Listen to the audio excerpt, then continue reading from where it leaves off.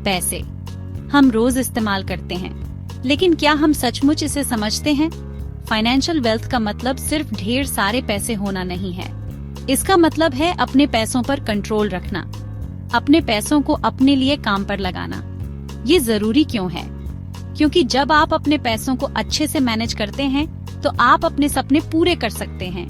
आप घर खरीद सकते हैं, दुनिया घूम सकते हैं या आराम से रिटायर हो सकते हैं। आप बिना टेंशन के अचानक आने वाले खर्चों का भी सामना कर सकते हैं। लेकिन अच्छी खबर ये है, अपने पैसों पर कंट्रोल करना आपकी सोच से ज्यादा आसान है। इसकी शुरुआत होती है कुछ बेसिक कॉन्सेप्ट्स को समझने से।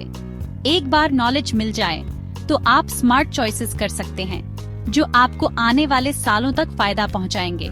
तो चलिए शुरू करते हैं। फाइनेंशियल सक्सेस का पहला कदम है बजटिंग। बजट क्या है? ये आपके पैसों के लिए बस एक प्लान है। ये आपके पैसों को बताता है कि कहाँ जाना है, बजाय इसके कि आप सोचें कि वो कहाँ गए। शुरुआत करें 1 महीने तक अपने खर्चों को लिखकर। आप जो भी खरीदते हैं उसे लिख लीजिए, सुबह की कॉफी से लेकर महीने के बिल तक। इससे आपको पता चलेगा कि आपके पैसे कहाँ जा रहे हैं।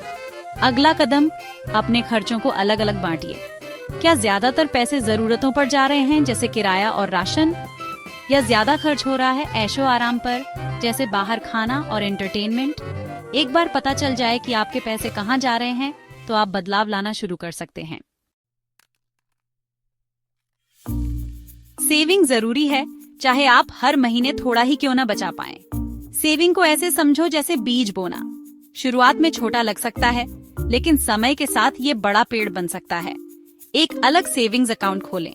इससे आपकी सेविंग्स आपके खर्चों के पैसों से अलग रहेगी। एक सेविंग्स गोल बनाएं।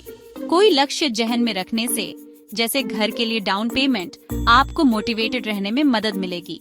इन्वेस्टिंग पैसा बढ़ाने का एक और तरीका है। जब आप इन्वेस्ट करते हैं तो आप किसी ऐसी चीज का हिस्सा खरीद रहे होते हैं जिसकी कीमत आपके हिसाब से समय के साथ बढ़ेगी। इन्वेस्ट करने के कई तरीके हैं, स्टॉक्स और बॉन्ड से लेकर रियल एस्टेट और सोने तक। डेब्ट फाइनेंशियल फ्रीडम के रास्ते में बड़ी रुकावट हो सकता है। अगर आप डेट से जूझ रहे हैं तो घबराएं नहीं, आप वापस ट्रैक पर आ सकते हैं। शुरुआत करें अपने सारे डेट्स की लिस्ट बनाकर, इंटरेस्ट रेट्स और मिनिमम पेमेंट सहित एक डेट रिपेमेंट प्लान बनाएं। सबसे ज्यादा इंटरेस्ट रेट वाले डेट को पहले चुकाने पर ध्यान दें और बाकी डेट्स पर मिनिमम पेमेंट्स करते रहें। नए डेट लेने से बचें।